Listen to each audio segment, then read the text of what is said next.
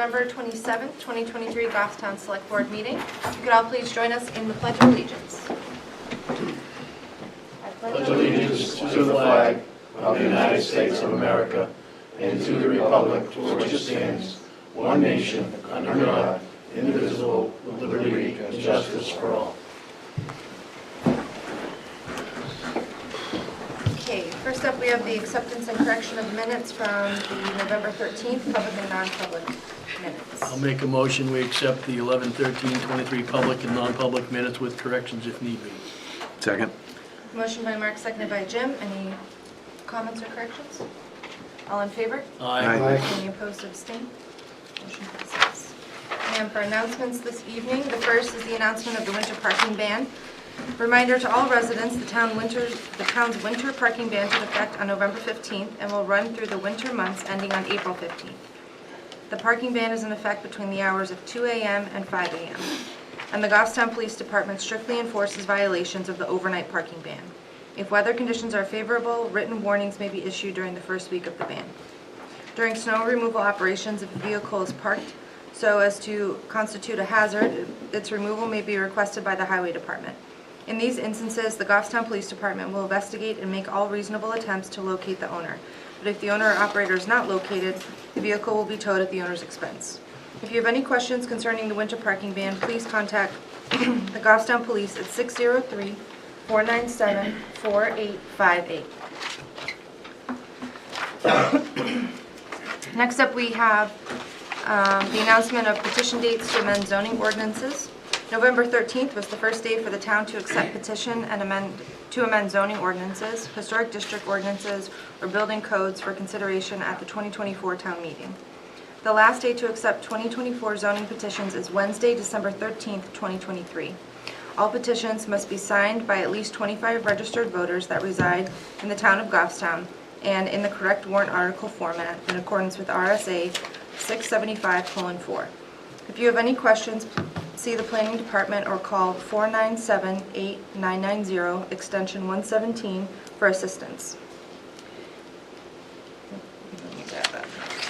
We're going to read the rest of it. Yeah, that last one's important. Want me to read it? Sure, thank you. Petitions submitted electronically or by facsimile shall not be accepted. Petitions must be submitted in writing to the Select Board/Administration Office located on the second floor of Town Hall at 16 Main Street, Goffstown, New Hampshire, 03045 during regular business hours. Hours are Monday through Friday, 8 a.m. to 4 p.m.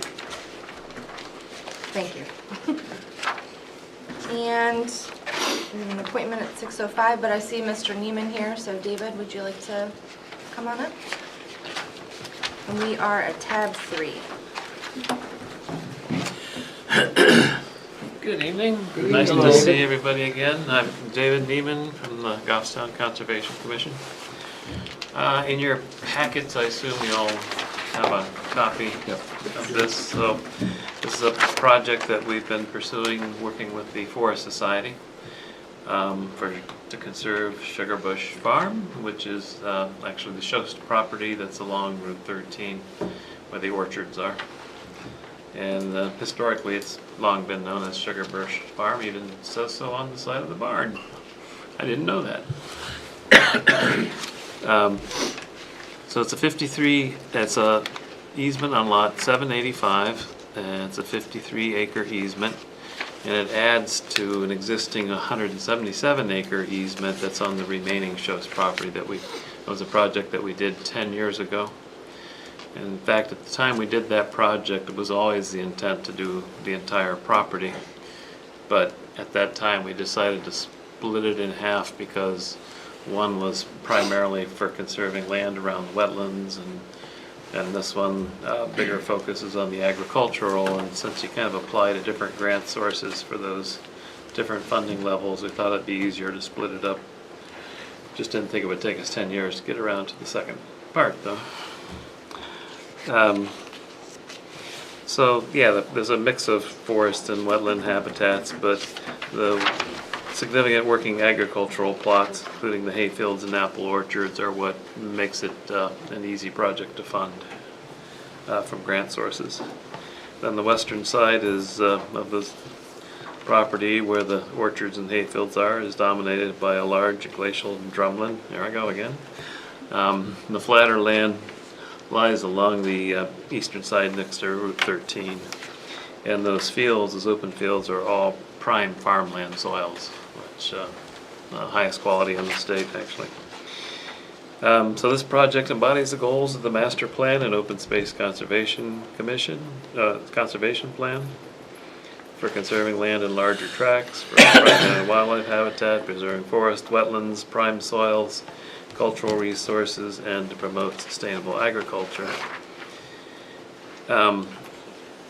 There's a lot of features on this property that make it a one that's very easy to go after funding, including the New Hampshire Wildlife Plan ranks it as one of the highest ranked habitats in New Hampshire on part of it, and much of the rest of it is highest ranked habitat in the region. It scores high on the Nature Conservancy's resilient land mapping, scores the property as being more resilient. That's able to absorb the changes of climate change.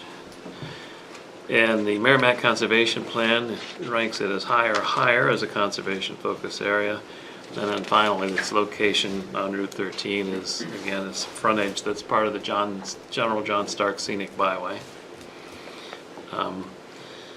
So there is now a signed purchase and sales agreement in place for acquiring the easement. And the purchase price for that easement is $460,000, which is a substantial bargain sale because the appraisal is $750,000. The exact amount of all the project expenses, I'm not yet sure because the different funding sources we're applying to, they all have different requirements and reports that have to be submitted and all that. But if I have to guess based on expectations, expenses for the whole thing will probably be $40,000 to $50,000, somewhere in that range. And most of the funding will come from grants that we've applied for, and including a match from our Conservation Commission's Land Use Change Tax Conservation Fund. So we've applied to LCHIP, and we should be hearing from them any day now. We've applied to the U.S. Department of Agriculture's Natural Resource Conservation Service, and that's the largest grant request. We've asked for $200,000 from them. $150,000 was a request from LCHIP. Moose Lake grant, the maximum you can get there is $30,000, so we asked for the maximum. And then Merrimack Conservation Partners, that one hasn't gone in yet because it doesn't need to go in until you're certain of everything else. And they usually give like $15,000 to $20,000, somewhere in there. And that's where it stands. I'm not asking for any action or anything from the select board at this time. I just wanted to come in as soon as we knew we had a viable project, just to let you know, get you in on the loop and give you a heads up. Yeah, thank you for the update. Does anyone have any questions? Keep up the good work. Thank you, David. Appreciate your work. Will there be an executory interest in the easement like you typically do? Yes, absolutely. That would be an absolute requirement for spending any money from the Land Use Change Tax Conservation Fund. And so once we start getting the results back from these grant applications and you have a tighter budget and all that, and at that point we know the final numbers and everything, and I'll come back to you and make a request for the public hearing, the 4114A process. And the Conservation Commission will also hold a hearing. Great, Super. Thank you. thank you. Right, thanks. All right, at this time, we will open it up for public comment. Is there anyone who wishes to speak at public comment?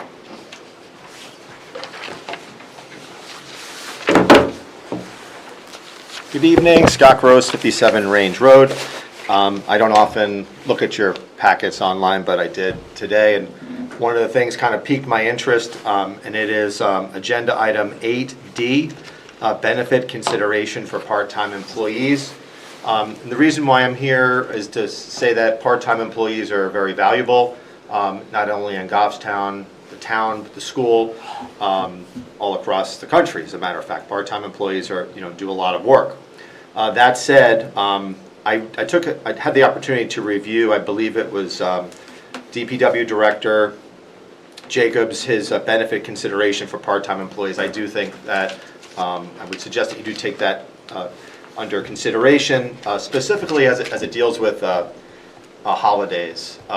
You have folks that work part-time. Your policy right now says that they don't get paid for that holiday if it's not a regularly scheduled day. So if you are regularly scheduled off, let's use last week as an example, on a Thursday, all the full-time folks get 8 hours of paid holiday, but if you're the part-time person, you didn't get paid for that day. There are a lot of other entities that basically state that your holiday pay is a derivative of your the hours you work pro rata to the total hours. So if you're someone who only works, say, 20 or 25 hours, you might only get 4 or 5 hours off. But the current policy means you get nothing off. And when that regularly scheduled day falls on either, could be July 4th, it could be Christmas Day, it could be New Year's Day, you're talking about losing upwards of 2 days a year, 3 days a year. That's just not, doesn't seem to be all that fair and equitable. So again, when I took a look at your packet and I looked at 8D, I hope that you will consider some of these changes when the DPW Director speaks to them. Thank you very much and have a good day. Thank you. Thank you, Scott. Okay, at this time, we have appointments for special article requests. And first up, we have Crispin's House Coalition for Youth. Hi there. Do you all have the handout that I sent by email? Yes, we're at tab 5A. Perfect. Good evening. How are you? Good, how are you? Great, thank you. So for the record, I am Diane McCarthy, the Executive Director of Crispin's House Coalition for Youth. And I am, of course, here with you this evening to request your support for our warrant article in the amount of $20,000 to help support the operations of Crispin's House. I know you all by now know a lot about what we do, but for the benefit of those who are watching who are perhaps unfamiliar with us, we are, of course, your nonprofit here in town who advocates for our youth and our families. Our mission is to encourage and empower positive choices in the lives of our young people by helping to create a healthy and supportive community. We have recently celebrated 30 years. We're over 30 years now serving this town, which I think is pretty darn amazing and something to celebrate. So we fulfill our mission in a number of ways. First off, we collaborate with our local agencies, library, police, whatnot. Also on a state level with NAMI New Hampshire, our regional mental health agencies, also the New Hampshire Juvenile Court Diversion Network. And in those partnerships, we of course are able to offer a number of different programs and services that act as a safety net and a springboard for our kids. So of note, you have them all in the handout in front of you, but of note, I do want to address our juvenile court diversion program. Again, you all are well familiar with that, but over the years, you've probably heard me talk about changes coming up in the juvenile justice department, and those changes have come to Goffstown. And essentially what that does for us, it's a good change. Diversion used to be a one-time deal just for first offenders only. They have rewritten the statutes for juvenile justice so that now a young person can come through diversion multiple times. Essentially what we found is that diversion works, and the data indicates that the more exposure a young person has to court, the more likely they are going to continue to be exposed to court well into their adult years. So I know that's nothing any of us want to have happen. The net result of that, though, is we have seen an uptick in our diversion program.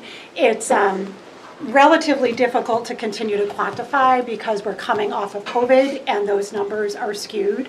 But we've seen about a tripling in cases right now, which is something that we are grappling with and working to meet those needs and the resources that the kids need.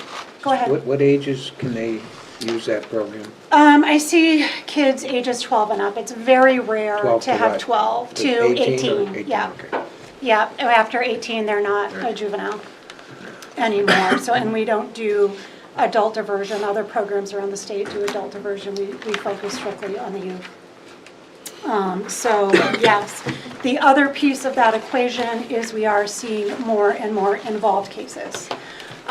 So whereas maybe 10 years ago when I started, needs were maybe a little bit simpler, we're starting to get into a lot more complex mental health issues, substance misuse issues. So that has changed remarkably, I'd say, over the last, definitely post-COVID, but I'd say over the last 5 years in particular, we're seeing more and more.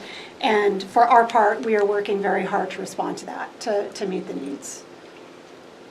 You have a question, Pete? Oh, okay. You looked like you were ready to go. So Volunteens has been plugging along. As you know, last year we extended that program to our ages grades 5 through 12.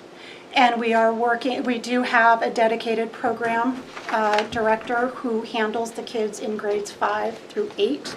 That has been really successful, so we are continuing with that. It's wonderful to be able to offer those kids during their high-risk times, in their high-risk years, supervised healthy activities to do after school and connect them to their community. If you want to learn more about the benefits of volunteerism with our youth, I did outline it in the handout.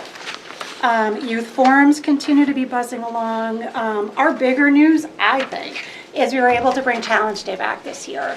Challenge Day was something we started back in 2017 and it was interrupted during the pandemic, and we are thrilled to be able to bring it back. We brought it back for one day. We're looking to be able to, do two as we continue, either one in the middle school, one in the high school, or both in the high school, depending on what shakes out for staffing and whatnot. Other programs of note, I was able to, because I think we really underestimated, I'll speak for myself, I underestimated how difficult it was going to be to get momentum back after the pandemic. It has been really challenging in terms of when we're ready to offer or what the offerings need to be, what our needs are. So I'm really pleased that our community series is back in action. You guys saw that when we brought a screening of Ancient Nation. We partnered with the Mental Health Center of Greater Manchester to bring that here to Goffstown. That was completely sold out. I had a waiting list. A lot of really engaged and interactive questions. That was a really successful event. And I am working on filling in that calendar more and more as we go. And then the other thing that's not on this list, though, but I do think is worth mentioning is just the different special requests that we have. When there's a significant need, maybe somebody's fallen through the cracks, somebody we can't find services for, I'm the person we call. We worked last year, since I saw you last, we worked with a family. I won't, I can't share anything, just I don't want to give any indicators away. They came to us through our diversion program, but essentially the more you learn, the more you realize I can divert them all day. If I don't take care of these issues over here, diversion's not going to be successful. So with the blessing of my board and with the support of our community, which was really remarkable, we did a really great thing for a family and made a big difference. And we do that, maybe not quite to that level all the time, but all these different pieces throughout the year. So I'm here requesting your support on the warrant article that this year is coming in at 16% of our budget. I do have my actual budget here if you would like. I've never presented it here before, but I do have copies if you would like to see it. So yes, the 20,000 is roughly 16%. So as you notice, that trend has been going down. Our budget has been increasing as we've been looking to meet our services and provide for the ever-expanding needs of our community.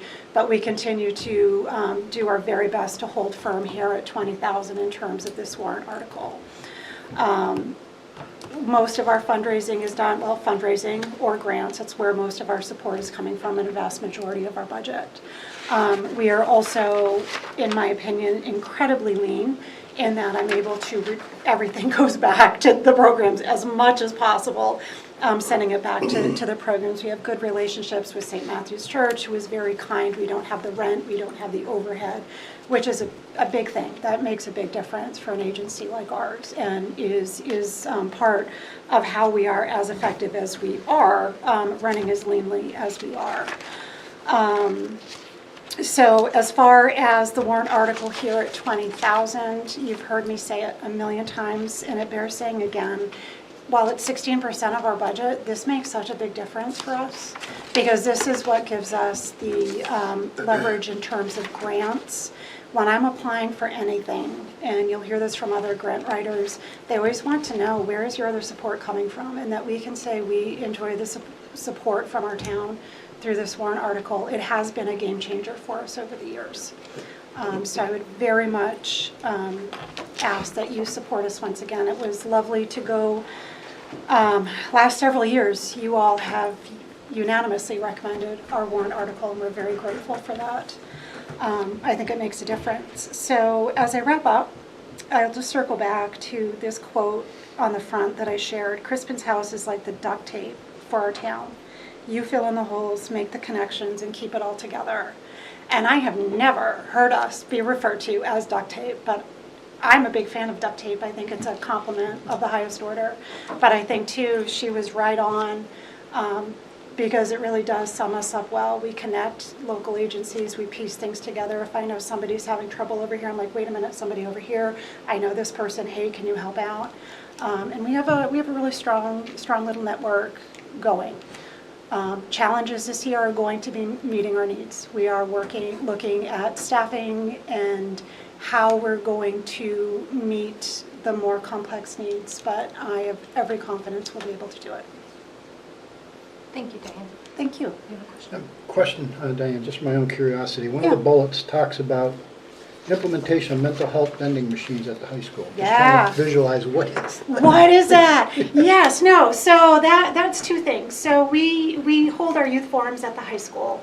Those meet monthly, and it's a good opportunity for the adults in the room to build relationships with each other. We're all have vested interest in our kids. And it's also a good opportunity for the kids to really realize their youth voice. And they share a lot of what their different clubs are doing, but we also address, what are your concerns? Is there anything you want to work on? And within Youth Forum, they were concerned about mental health issues. So they conceptualized, and I sponsored it, they conceptualized these vending machines, which were nothing more than those shoe holders that you get from Amazon, you know, like that plastic thing with the, that you hang up on a door. Mm-hmm. And in each of those little containers were assorted mental health resources. So information about Crispin's House, the suicide prevention hotline, or information on the Trevor Project, or Greater Manchester Mental Health, NAMI New Hampshire. And these are my Youth Forum members. They took responsibility for it, making sure we did it in partnership with Guidance. We had approval from Guidance, and they did the general oversight within the building. But we sponsored those for them to make that happen. Interesting concept, thank you. It is an interesting concept, and it was very successful. Any other questions for Diane? Nope. Thank you for all you do. Yeah, thank you My very pleasure. much. We are so abundantly lucky that I get to sit here before you with more than one kid saying, Mrs. McCarthy, you changed my life. And that's pretty powerful, and I don't do it alone, though. It's with the support of people like you and with from our community. Thank you. Thank you. Thank you. Dan. All right, next up we have the Goffstown Main Street program. Oh, Good evening. Good evening. I'm Tina Lawton. I have worked with, or been involved with Goffstown Main Street since 2019, and I currently serve as the president. And I thank you for allowing me the time to speak with you tonight. A little background on Goffstown Main Street for those who don't know. We've been serving this community for over 20 years. Our purpose is to bring vitality to the village, to support businesses, to attract businesses, to encourage historic preservation, and just simply to make sure the village is a place where business want to be. We provide financial support through facade grants to increase business exposure. We provide opportunities for business to shine and attract new patrons. And we use the Main Street's four-point approach that employs the principles of design, promotion, economic restructuring, and organization. Our annual events include our flagship Giant Pumpkin Regatta Way Off and Regatta. And by the way, thank you for approving the shutdown of Main Street, best year ever.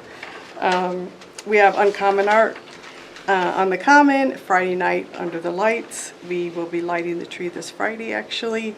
And we also support trick-or-treating, Small Business Saturday, and carry out a large golf fundraiser at Stonebridge Country Club. All of these events foster a sense of community. They allow us to showcase this beautiful historic village and to bring folks in from both outside and inside of Goffstown. And lastly, we're very proud of our art team who carries out Art on the Wall 3 times a year. The art show-off, which actually it has displaying art right now in the halls here, and they are the ones who carry out the Uncommon Art in the event. I provided you with a packet of information that includes the 2023 year-to-date actuals to budget and a preliminary budget for 2024. Our board has really stretched the last couple years. We've taken a lot of measures to become operationally efficient while still adding value to the businesses. We've looked for opportunities to generate more revenue and cut costs simultaneously. Some of the things we've done is we've eliminated our executive director position, operated 15 months as a volunteer-only organization. Hardest work I've ever done. One moment we'd be developing strategy, and the next moment we'd be throwing bags of trash in the dumpster. So it was hard work, but we did a lot of work in that time. We've utilized volunteers to a degree that is unprecedented, and it wasn't until February of this year that we brought on a very part-time administrative assistant to make sure we're meeting our revenue goals. I'm here tonight on behalf of the Board of Directors asking the town of Goffstown to partner with us. We're asking the town to cover the cost for town services, such as for our events that you provide for our events, such as emergency standby, police detail, things like that. I provided an overview of those costs for the last few years in your packet. They range from $3,100 to $5,875 over the last 3 years. And specifically, we asked for a special article request in the amount of $4,000 to cover the services provided by the town for our events in 2024. We feel it's a small ask so that we can expand our reach to the businesses and so that we can continue to bring thousands of visitors to showcase this beautiful village. And I'm happy to answer any questions. Does anyone have any questions? I guess we have the sheriff's office detail. Is that we're hiring outside? I think he did because he didn't have the capacity to offer this. And I just actually got another bill from the town of Bedford for $520, so he must have outsourced that as well. And that's all related to Pumpkin Regatta? Primarily, there's about $250 we have for 1 or 2 police details for Friday night under the lights, but a majority of that is Pumpkin Regatta. And a little bit more this year of police detail due to the street shutdown, but it was well worth it.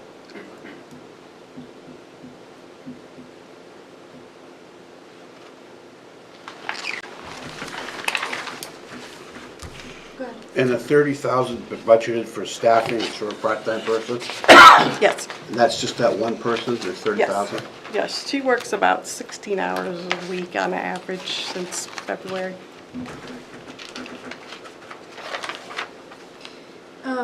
I have a question. So in the letter that was in our packet, it says that prior to 2021, the cost of services for our events were covered by the town of Goffstown. What do you mean by that in particular? Well, we weren't charged any fee for them. When I came on in 2019, it was just, I'm not sure the historical how it came about, but we didn't get charged fees until the year 2021, I believe. I believe there was a discussion in 2021, we can pull up minutes, but yes, that is true. That's exactly what happened. And it was a gradual, I think it was half of the cost 1 year, and then it went to the full cost in 2022.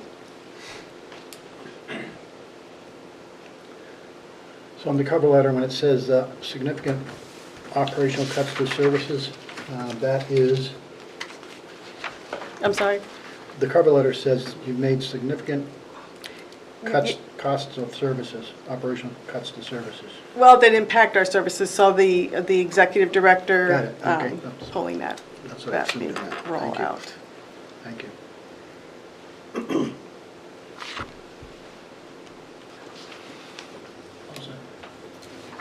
Any other questions? Not this time. And just to confirm, the amount requested is $4,000? Okay, great, thank you. Thank you so much. Thank you very much. So Derek, when do we need to take a vote on those or push them to budget? So the Budget Committee is tentatively holding December 19th open for a potential public hearing. So you could wait until your next meeting if you want to do on the 11th, if you want to consider it a little bit longer. Does anyone have any thoughts about consideration time? That's fine. Yep, that's Okay, good. so we can put on the agenda for next meeting? Yeah. Yes. Thank you. That'll work. All right, next up we have Adam, you're up.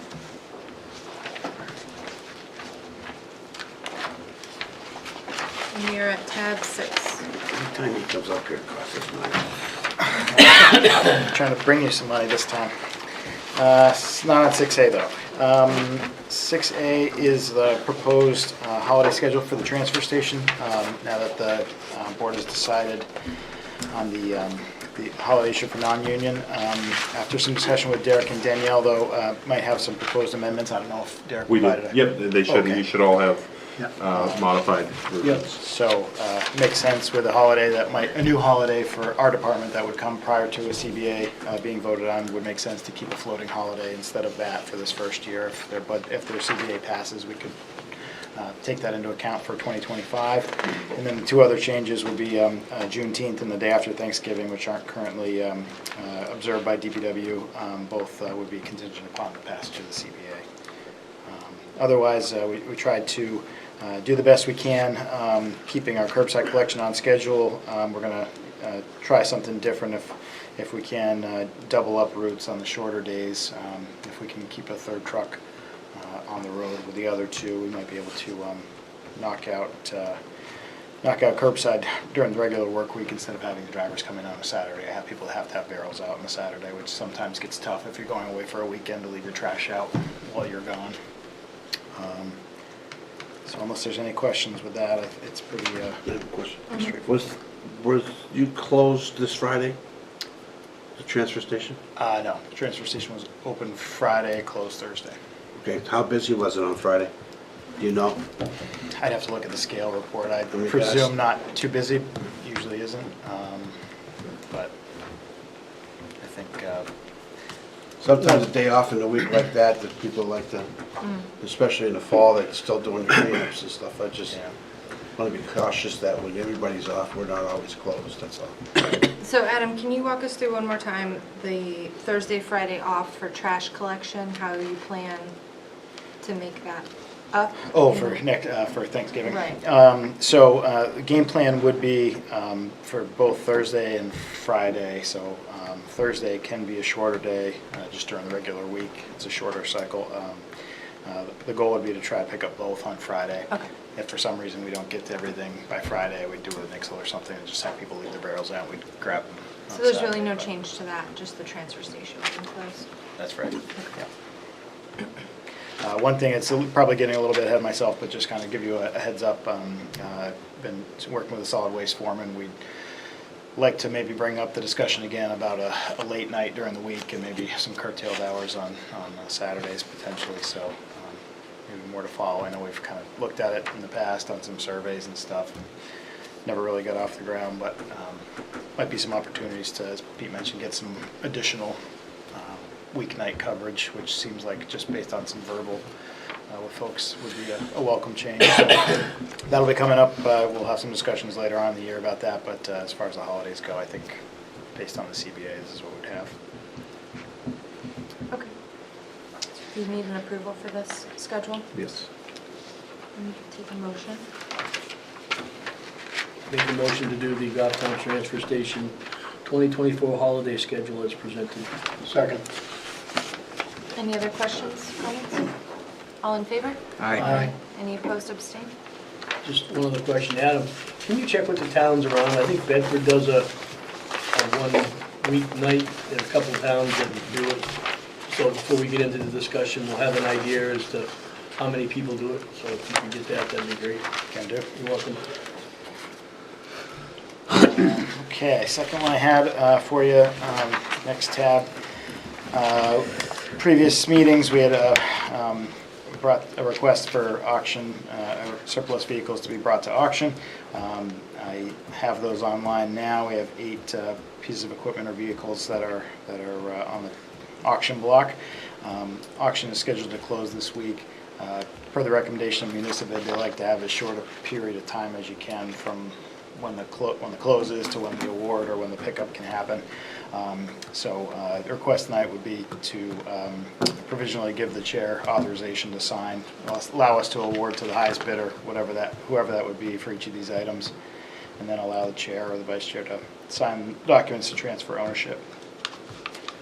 I'll make a motion to award the sale of each of the listed items to be made to the highest bidder at the conclusion of the auction window and authorize the chair to sign the necessary documents to complete the transfer of ownership from the town to the awarded bidders. Second. Motion by Collis, seconded by Mark. Any questions or comments? All in favor? Aye. Any opposed, abstain? Okay, thank you. Couple more days left. Here's my ad. If anybody wants to look online, come on down. We have a sale for you. I didn't see you answer the question, though, as somebody said that these are available for viewing. Oh, yes, That was a question on Facebook. I didn't know if you answered it. Oh, I think somebody else had answered that particular Okay. question. Yep, they said, yep, it's right in the ad if you want to go down and check it out. So we've had a few come, not as many as you would hope with the number of bids we've had, but so far so good on the... Numbers look good. They do.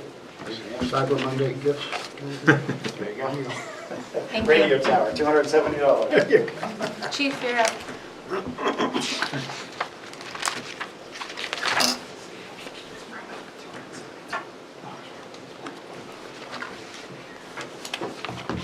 You're on tab 7, and then our packet of information was in the mailbox. Good evening. Good evening. So as you're aware, back in 2022, there was a petition warrant article to conduct a study on Fire Station 17 on Terrell Hill Road. Beginning in April of last year, we put out some requests for proposals, got 3 or 4 interested parties, came before the board, and the board approved Warren Street architecture to do the study of the building itself. So on September 29th, I received the final report and went through it, and I'm here before you tonight. I know you got the report in advance to answer any questions or comments you have on the study itself. And then the final conclusions or recommendations is at the very last page. The problem with this was it's very difficult looking at it online. You know, I don't know if anybody else had problems. I tried to go through it, but it was very difficult. So really, I'm seeing this today with a better understanding than I had trying to look at it online. And I don't know if that's something that we need to do a better job of. I don't know. It was hard to follow. That's I all. think Derek mentioned because it was a scanned PDF of it, that it was just the sizing was off, so. If it helps, Pete, on the very last page, there was a list of like major recommendations. Well, like I said, we just got this today, so I just got this hard copy today.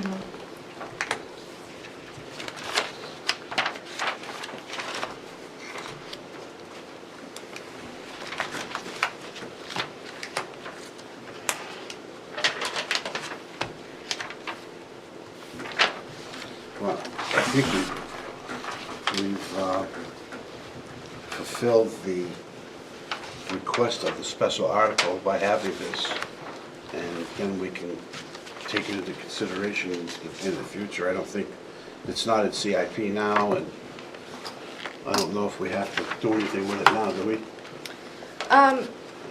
I don't believe so. I mean, we would, as a board, have to discuss what was next. And I would assume before the chief would put it on any sort of CIP proposal that he would come with us to discuss the need for that kind of project. As we've discussed before with the 2 stations and the response time, that we have some data that would kind of either justify or, if that project is warranted for public safety or not. So, I would assume that we would have that conversation first before anything was moved on, but it's a pretty substantial. Also in this study, the last page says the further studies i.e. are needed, traffic, environmental, wetlands, wildlife, all that kind of, so with that 4.1 may not necessarily be the real number by the time you get done going through all the studies and stuff. Correct. Would that be accurate? Correct. So along that line, would we, to do this, would we have to hire more firemen and equipment and trucks and all that kind of stuff too? Yes, that would be the intention, to fully staff So that fire station. That could add another $1 million or $2 million on. Absolutely. 24/7? Yes. That's $1 million a year, pretty close. Yeah. Okay. Any other questions for Chief? Nope. I have, Patty. Thank you. Do you have anything else? Sorry. Is the board comfortable posting this publicly now? No. I'd rather not, but Um, are we gonna, What would be the Well- reason for doing that? We don't know if we're gonna go forward with this. If we post it legally, if we post it now, are we gonna be questioned on why is it on a ballot, or? This is not a draft report, and you've received it as a quorum. It is a public document. It was part of the online packet, so. So they can get it online? Yeah. So it's already there then, right? Okay, thanks, that's what I wanted to clarify. Thank you, Chief. Thanks, Chief.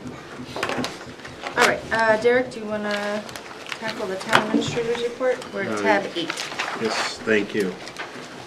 You have a committee meeting assignments for the next 2 weeks. On Wednesday at 6:30 PM, Historic District Commission will be at Grassmere. yep, And Thursday at 6 PM, the Budget Committee will be at the high school. Yep. Next week, Tuesday at 6 PM, Budget Committee will be at the high school. Yep. And this is actually an error, the Village Pedestrian Bridge Ad Hoc Committee will not meet again until March of 2024. So you can remove that. On Wednesday at 6 PM, Economic Development Council will be in this room. Yeah, I got it. At 6:30 PM, Library Board of Trustees. Yes.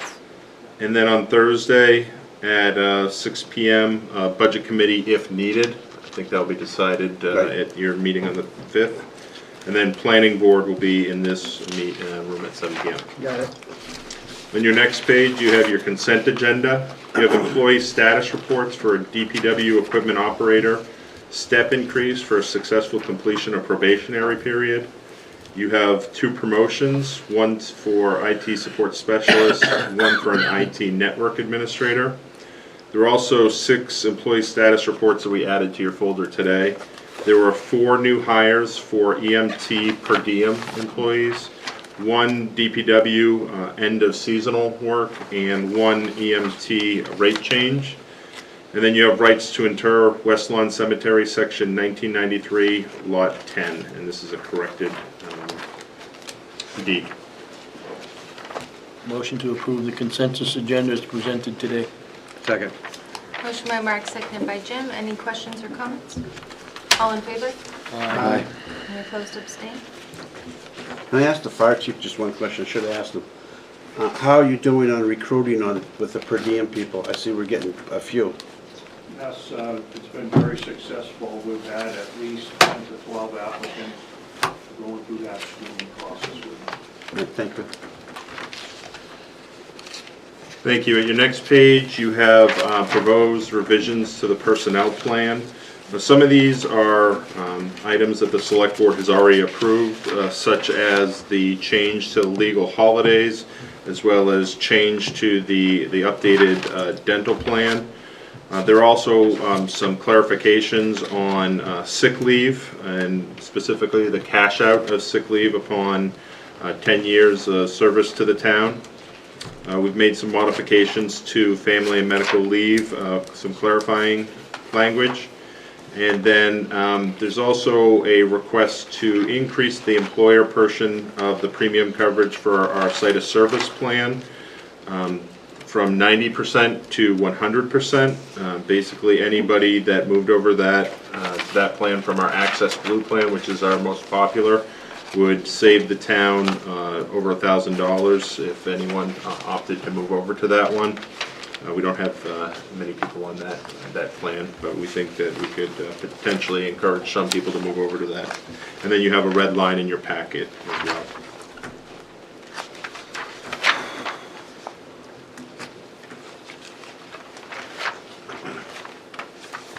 Is that the only thing we haven't gone over, is that last section? You also have an update to the opt-out amount for those employees that get insurance from a spouse or from maybe their parents if they fall under that qualification. There was a change that would match the rate negotiated with the patrol union and the dispatch union, as well as one of the other unions that we're working on to match that rate as well. That rate has not changed since 2019.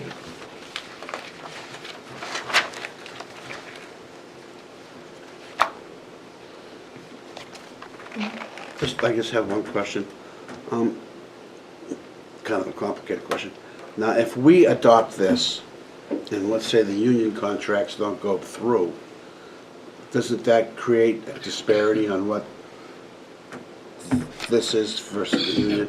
So the cash out amount update, which is on, it's near the end, it's on. You know what I'm saying? I mean, Yeah, so it's, we're seeking to change it from $116 a week to $147.50 per week. That is the amount that was negotiated in the last round with both patrol and okay, dispatch. so that's in effect now. Yes, that's in effect now. All right, I'm good with that. It's creating equity. Yeah, no, but I'm just saying you wouldn't want to Yeah, that's good. make something unequal. Any other questions? See, this is stuff we've been talking about for quite a while. So, Motion, Move to approve the proposed changes and direct the town administrator to post the changes effective January 1st, 2024. second. motion by Jim, seconded by Peter. Any other questions or comments?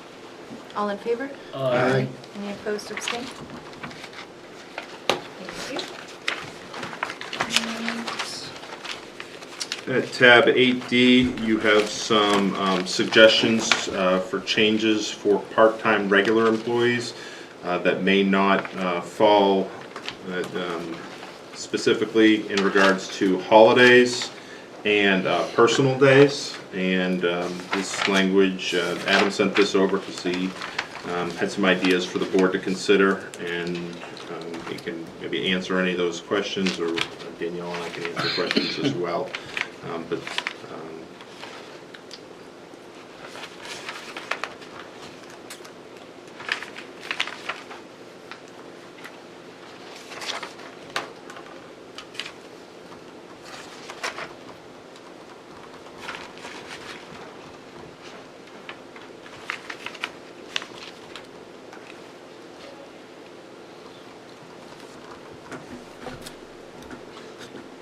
So this would be governed by the amount of hours a person works? Say somebody's scheduled to work 16 hours a week. And how would that work? No, so this is for part-time regular employees. So this is, yes, it could be somebody that's 16 hours a week. And they would get the benefit of the legal holidays. If they weren't scheduled to work on that, they would get the next closest day to that holiday, as well as personal days. They basically get personal leave that they could use on one of their days, even if it was a little bit longer than 1/5 of a work week.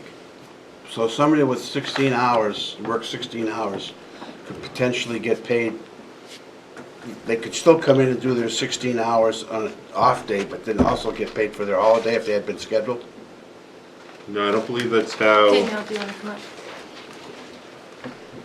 no, they were,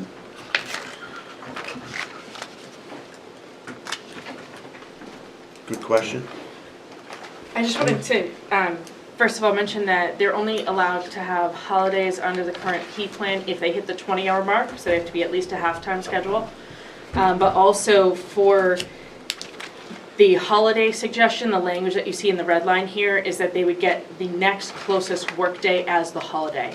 So if somebody works 20 hours, but they work a 4-day schedule, they would get, say, a Thursday off instead of the Friday if the holiday fell on a Friday, just like how we currently do that Monday to Friday with the holiday on the weekend. We either take the Friday if it falls on a Saturday or the Monday if it falls on a Sunday. So they would still get their same number of hours in a week. Plus but they the would- holiday. No, in place of the holiday. So. Let's if- say it's somebody that comes in and cleans 3 days a week, right? And the holiday's on, normally they come in on Monday and the holiday falls on a Monday. They still come in Tuesday, Wednesday, Thursday and clean. No, Would they they would get the take, holiday plus those 3 days? only if they're scheduled to work Monday, so you're saying they work Monday, Tuesday, Wednesday, Thursday? No, they work Monday, Tuesday, Wednesday, That's their normal schedule? the normal schedule. The holiday's on Monday, Yep. okay? So they still need to do their job, so they go Tuesday, Wednesday, Thursday. Would they get that Monday paid holiday plus the 3 days? Only if they're working overtime. So the way it works right now is holiday counts as time worked in our current language.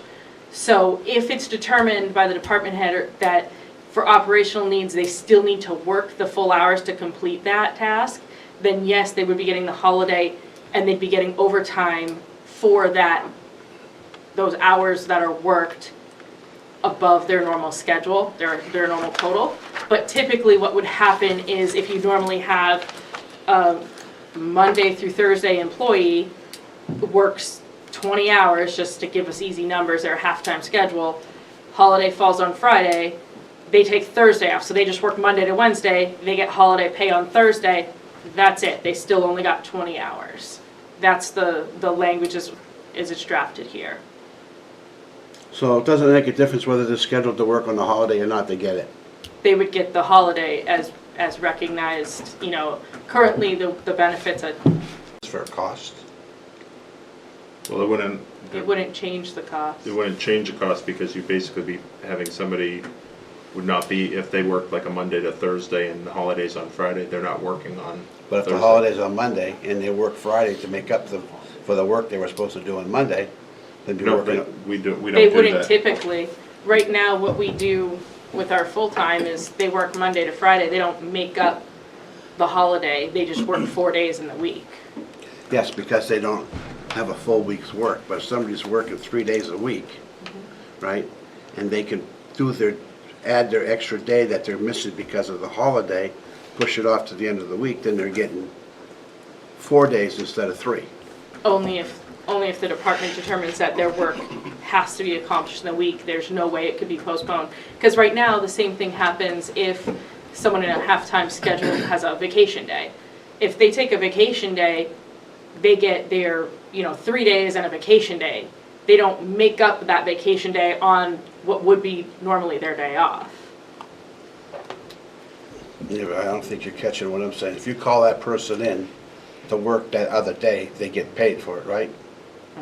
Okay, that's what I'm saying. Yeah. They have to come in and do their job because they have to do that job needs to be done. So Adam calls them in to do the job that they were supposed to do in the 3 days, but because of the holiday, they're not gonna take it, they're gonna work 4 days that week. They're gonna get paid for 4 days that week. Okay. I understand what you're saying, yes. Okay. I'm just saying it's very similar to the vacation time is the way we understood it. Except that we're not doing it this time. This is all something new. We do that now, vacation. For the part-time? Yes. No, I'm talking about the holidays. We don't do that for the holidays, not for part-timers. We do if it falls on a day of their regular schedule. Right. So why are we changing this for then? Because there's Because we may have employees that don't work 5 days a week, Yeah? that a holiday falls on their off day.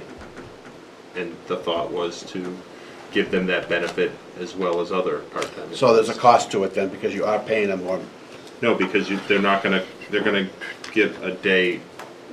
We're not looking to give them Yeah. Got a real-life example? I do. Yes. I do. So, sorry, I didn't want to presume you wanted me at the table. But, Oh, you raised your hand. So for DPW, we've got one part-time employee that is part-time regular status, so at least 20 hours, who would be eligible for holidays.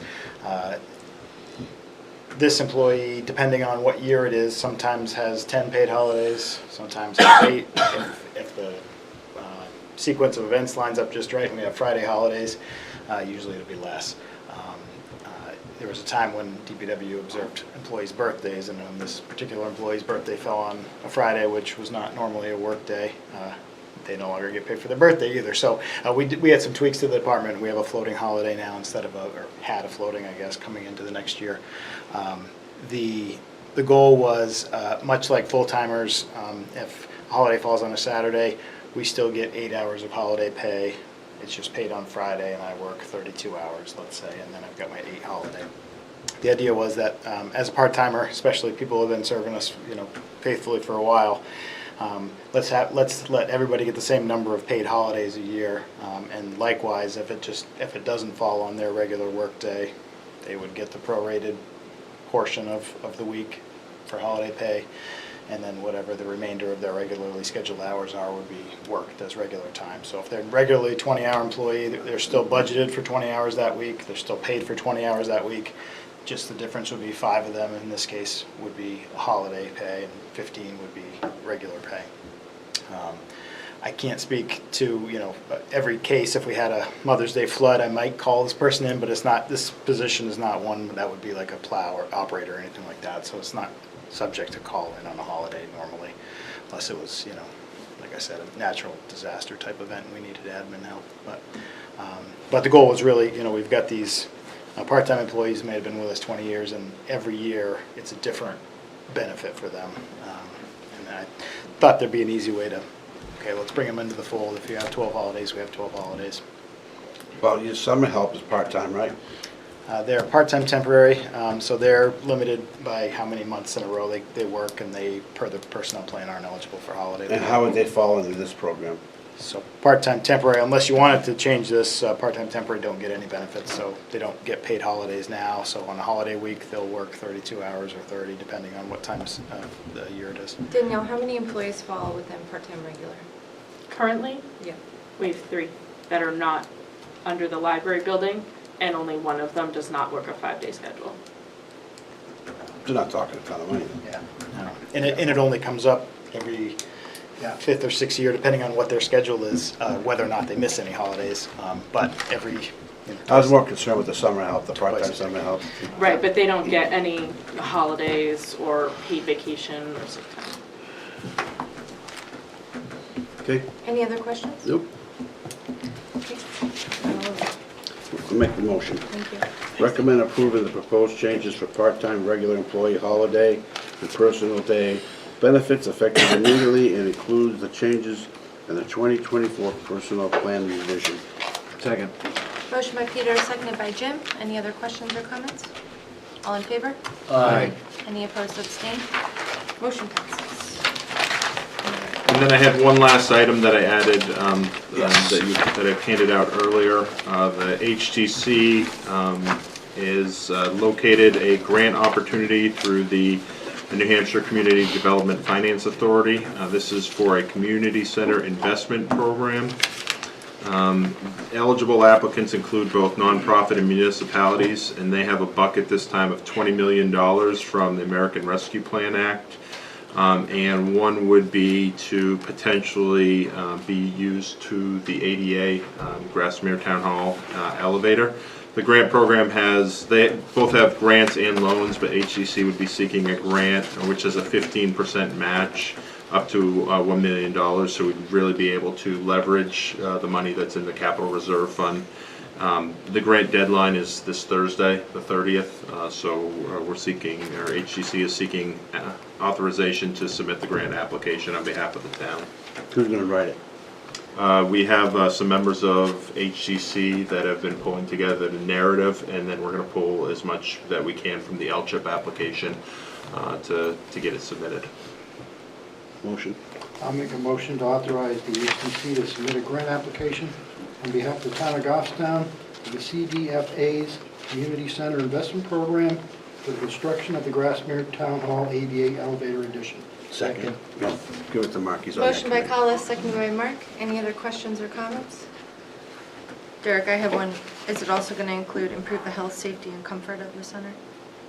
Yes, I'm sure we can. I'm like, let's add some more things in there. There's a couple in here. All right, all in favor?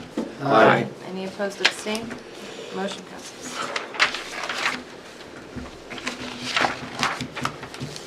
And new business. So I have one this evening from the Planning and Economic Development Director on behalf of the Planning Board. So Derek handed us all the article, the 2024 zoning amended proposed warrant articles.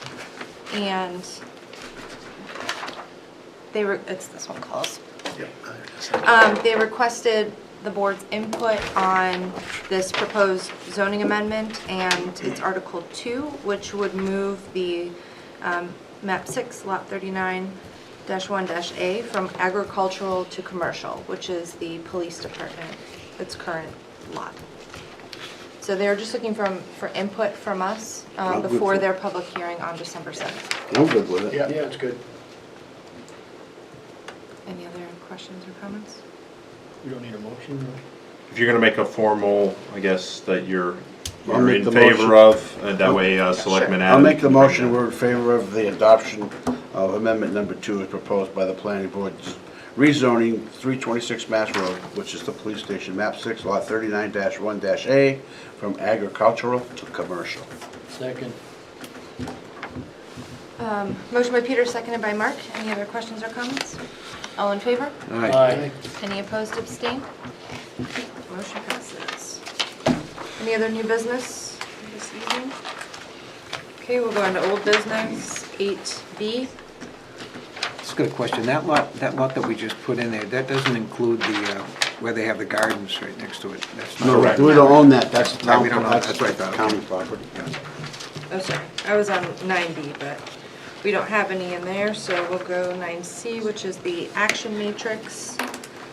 Derek, did you get any update on the police station? No, I did not. Okay. How is that going with the, I will check this week and let people. because he reached out to me today, he wanted to make sure everything was Yeah, still up and up. I had been contacted by the attorney that's going to be helping us out, and just haven't had a chance to touch base with her yet. Because he's got somebody bugging him, so. Talking that public. Village pedestrian bridge, we just heard that they're changing their meeting date. Any other updates from that, Collis? No, not this Okay. time. LCHIP, Grassmere ADA. Yeah, I'll pull that off the matrix now that Thank you. application is done. You're gonna put the other one in? Yes. Great. And I don't believe there was any update on the cruiser. And Adam, is there any update with the, okay, I got a thumbs down, so I'll say no. On the curbside truck, which is still at Peterbilt? Yes. Obviously. Yes, still at Peterbilt. Okay, this time we'll open it up for our final public comment of the evening. Is there anyone here who wishes to speak for public comment? Seeing none, we will go ahead and close public comment. Make a motion, we go into non-public under RSA 91-A:3, 2A compensation and dismissal. Second. Motion by Peter, seconded by Mark. Yes. Yes. Yes. Yes. Yes. Great. This concludes the public portion of tonight's meeting.